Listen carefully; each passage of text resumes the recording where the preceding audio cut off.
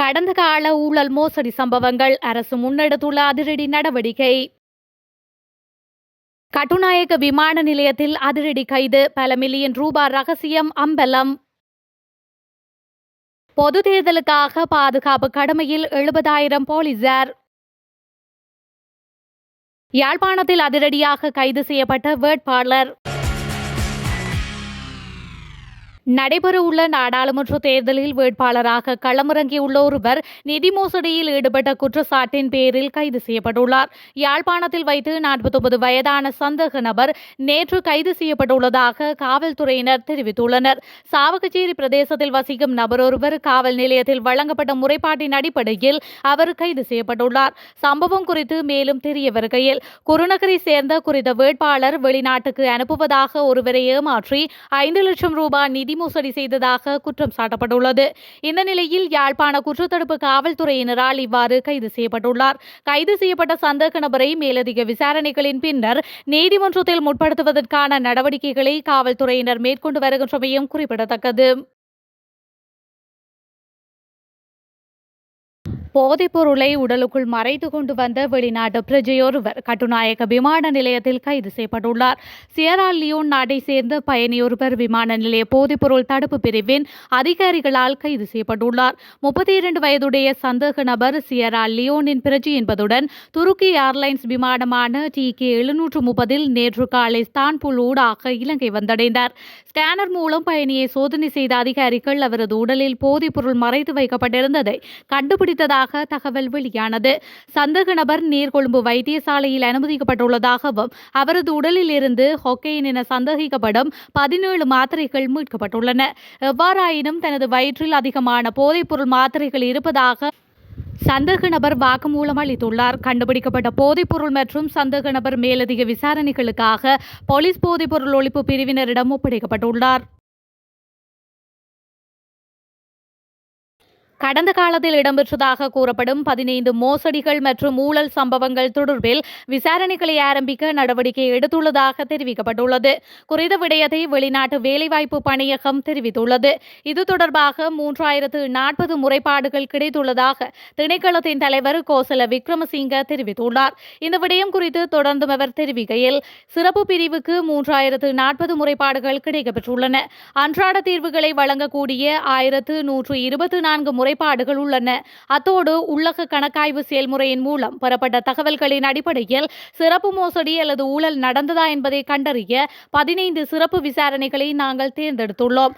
அவற்றில் 3 தற்போது முறையான உள்ளக தணிக்கைக்கு உட்படுத்தப்பட்டுள்ளதுடன் இன்னும் சில வழியில் ஊடகங்களில் இவை இது தொடர்பில் விவாதிக்கப்பட்ட நிலையில் அதற்கான தகவல்களை எடுத்து வருகின்றோம் எனவும் அவர் மேலும் தெரிவித்துள்ளார்.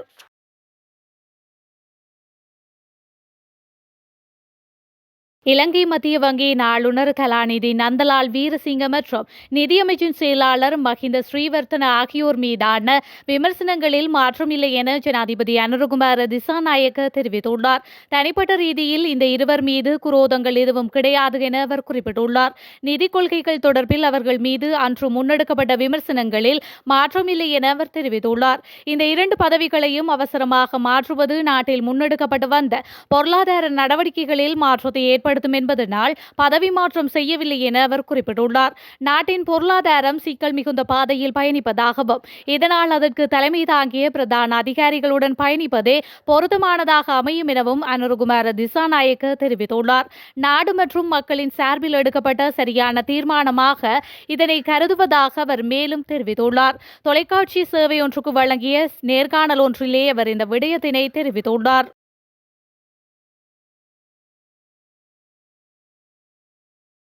முட்டை ஒன்றின் விலை 60 ரூபாய் தொடக்கம் 65 ரூபாய் வரை அதிகரிப்பதற்கான அறிகுறிகள் தென்படுவதாக சுட்டிக்காட்டப்பட்டுள்ளது.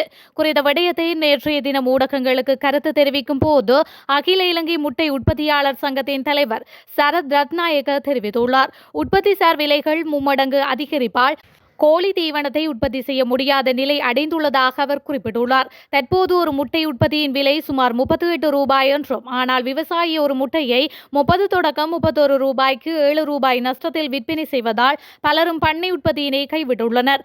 இந்த நிலையில் கிறிஸ்துமஸ் பண்டிகையினை முன்னிட்டு முட்டை விலை 60 தொடக்கம் 65 ரூபாய் வரைக்கும் செல்லும் எனவும் தெரிவிக்கப்படுகின்றமை குறிப்பிடத்தக்கது.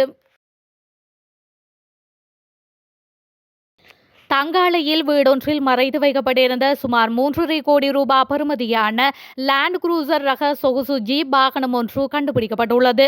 குறித்த வாகனமானது தங்காலை காவல் பிரிவிற்குட்பட்ட விதந்திதெனிய பிரதேசத்தில் நேற்று குற்றப்புலனாய்வு பிரிவினரால் கைப்பற்றப்பட்டுள்ளது.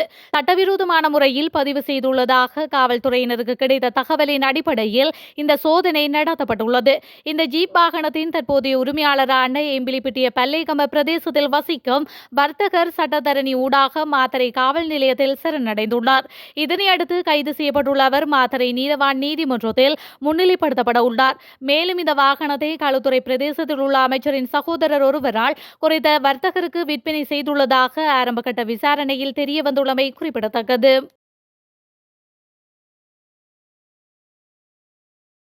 நாடாளுமன்ற பொதுத் தேர்தலை முன்னிட்டு கொழும்பு தீயணைப்பு சேவை திணைக்களத்தின் அனைத்து ஊழியர்களுக்கும் விடுமுறை ரத்து செய்யப்பட்டுள்ளதாக அறிவிக்கப்பட்டுள்ளது. அந்த வகையில் இன்று முதல் 15ஆம் திகதி வரை விடுமுறை ரத்து செய்யப்பட்டுள்ளதாக பிராந்திய தீயணைப்பு அதிகாரி ரோஹண நிஷாந்த சேனாநாயக்க தெரிவித்துள்ளார். இதன்படி தீயணைப்பு சேவை திணைக்கள தலைமையகம் ஹெட்டியாவத்தை, கிராண்ட்பாஸ்ட், வெள்ளவத்தை, கோட்டை மற்றும் மாதிவெல உபநிலையங்களில் உள்ள சுமார் 300 ஊழியர்களின் விடுமுறை ரத்து செய்யப்பட்டுள்ளது. பிரதான வாக்களிப்பு நிலையங்களாக பயன்படுத்தப்படும் கொழும்பு ரோயல் மற்றும் DS சேனாநாயக்கா கல்லூரி மைதானங்களில் உபசேவை நிலையங்களுக்கு மேலதிகமாக 2 தீயணைப்பு வாகனங்கள் மற்றும் 2 ஆம்புலன்ஸ்கள் தயார் நிலையில் வைக்கப்பட்டுள்ளதாகவும் அவர் தெரிவித்துள்ளார். மேலும் 50 தீயணைப்பு வாகனங்கள், உயிர்காக்கும் வாகனங்கள் மற்றும் ஆம்புலன்ஸ்கள் 17 வாகனங்கள் எந்த நேரத்திலும் அனுப்பி வைக்க தயார் நிலையில் வைக்கப்பட்டுள்ளதாகவும் சேனாநாயக்க மேலும் தெரிவித்துள்ளார். நாட்டின் பெரும்பாலான பிரதேசங்களில் பிற்பகல் வேளைகளில் இடியுடன் கூடிய மழை பெய்வதற்கான சாதகமான நிலைமை காணப்படுவதாக வளிமண்டலவியல் திணைக்களம் எதிர்வு கூறியுள்ளது. அத்துடன் வடக்கு மாகாணத்தில் பல தடவைகள் மழை பெய்யும் என எதிர்பார்க்கப்படுகின்றது. வளிமண்டலவியல் திணைக்களம் இன்று வெளியிட்டுள்ள அறிக்கையில் இதனை தெரிவித்துள்ளது. நாட்டின் ஏனைய பிரதேசங்களில் பல இடங்களில் மாலையில் அல்லது இரவில் மழையோ அல்லது இடியுடன் கூடிய மழையோ பெய்யக்கூடிய சாத்தியம் காணப்படுகின்றது. மத்திய ஊபா, தென் மற்றும் சப்ரகமுவ மாகாணங்களில் சில இடங்களில் 100 மில்லிமீட்டருக்கும் அதிகமான பலத்த மழை வீழ்ச்சி எதிர்பார்க்கப்படுகின்றது. மேல் சப்ரகமுவம், மத்திய மற்றும் வடமேல் மாகாணங்களிலும் மழை வேளையில் பனிமூட்டமான நிலை காணப்படும் என்றும் எதிர்பார்க்கப்படுகின்றது. இடியுடன் கூடிய மழை பெய்யும் வேளையில் அப்பிரதேசங்களில் தற்காலிகமாக பலத்த காற்றும் வீசக்கூடும். மின்னல் தாக்கங்களினால் ஏற்படக்கூடிய பாதிப்புகளை குறைத்துக் கொள்ள தேவையான முன்னெச்சரிக்கை நடவடிக்கைகளை எடுத்துக் கொள்ளுமாறு பொதுமக்கள் அறிவுறுத்தப்படுகின்றனர்.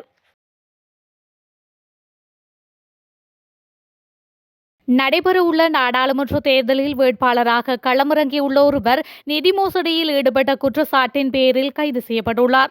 யாழ்ப்பாணத்தில் வைத்து 49 வயதான சந்தேக நபர் நேற்று கைது செய்யப்பட்டுள்ளதாக காவல்துறையினர் தெரிவித்துள்ளனர். சாவகச்சேரி பிரதேசத்தில் வசிக்கும் நபர் ஒருவர் காவல் நிலையத்தில் வழங்கப்பட்ட முறைப்பாட்டின் அடிப்படையில் அவர் கைது செய்யப்பட்டுள்ளார். சம்பவம் குறித்து மேலும் தெரிய வருகையில் குருநகரை சேர்ந்த குறித்த வேட்பாளர் வெளிநாட்டுக்கு அனுப்புவதாக ஒருவரை ஏமாற்றி 5 லட்சம் ரூபாய் நிதி மோசடி செய்ததாக குற்றம் சாட்டப்பட்டுள்ளது. இந்த நிலையில் யாழ்ப்பாண குற்றத்தடுப்பு காவல்துறையினரால் இவ்வாறு கைது செய்யப்பட்டுள்ளார். கைது செய்யப்பட்ட சந்தேக நபரை மேலதிக விசாரணைகளின் பின்னர் நீதிமன்றத்தில் முற்படுத்துவதற்கான நடவடிக்கைகளை காவல்துறையினர் மேற்கொண்டு வருகின்றமையும் குறிப்பிடத்தக்கது.